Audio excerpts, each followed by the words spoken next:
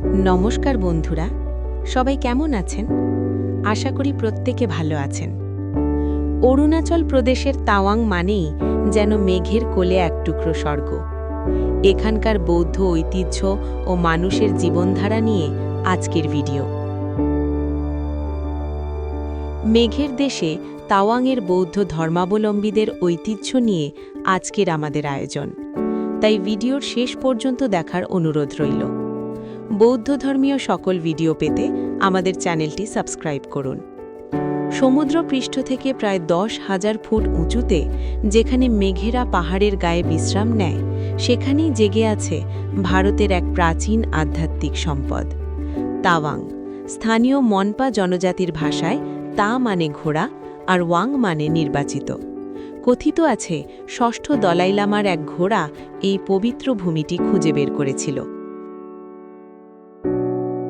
আজ আমরা জানব এই রহস্যময় পাহাড়ের মানুষের কথা, যাদের প্রতিটি নিঃশ্বাসে মিশে আছে বুদ্ধের নাম। এশিয়ার দ্বিতীয় বৃহত্তম এবং ভারতের বৃহত্তম বৌদ্ধ মঠ তাওয়াং মনাস্ট্রি।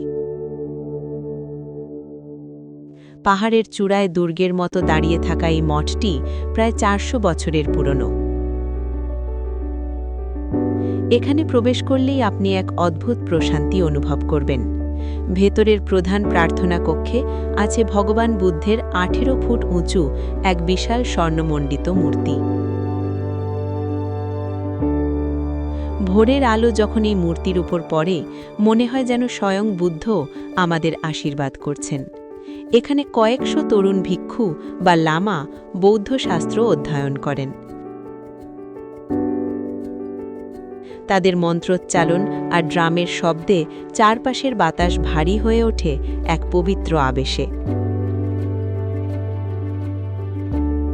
তাওয়াংয়ের প্রাণ হল এখানকার মনপা সম্প্রদায়। তারা তিব্বতী বৌদ্ধ ধর্মের অনুসারী। এদের জীবন যেমন কঠিন, মন ঠিক তেমনই নরম। আপনি যদি কোনো মনপা বাড়িতে যান, প্রথমেই আপনার হাতে তুলে দেবে 1 কাপ ধোঁয়া ওঠা গরম বাটার টি বা নোনতা মাখন চা। তাদের কাঠের বাড়িতে বসে কথা বললে বুঝতে পারবেন আধুনিক দুনিয়ার চাকচিক্য ছাড়াই কিভাবে শান্তিতে থাকা যায়।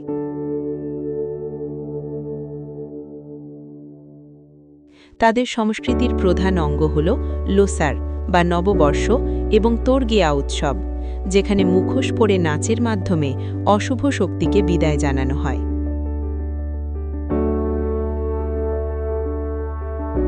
তাওয়াংয়ের রাস্তার মোড়ে মোড়ে আপনি দেখতে পাবেন ছোট বড় অজস্র মানে বা প্রেয়ার হুইল। স্থানীয়রা বিশ্বাস করেন এই চক্র একবার ঘোরালে 1000 বার মন্ত্রপাঠের সমান পুণ্য লাভ হয়।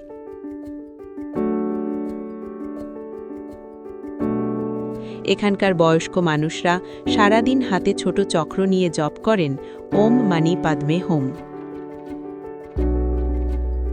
তাদের এই গভীর বিশ্বাসই সম্ভবত হিমালয়ের এই প্রচণ্ড শীত আর প্রতিকূলতার মধ্যেও তাদের হাসি খুশি রাখে। তাওয়াং শুধু ধর্মের জায়গা নয়, এটি ত্যাগের এবং পরম করুণার জায়গা।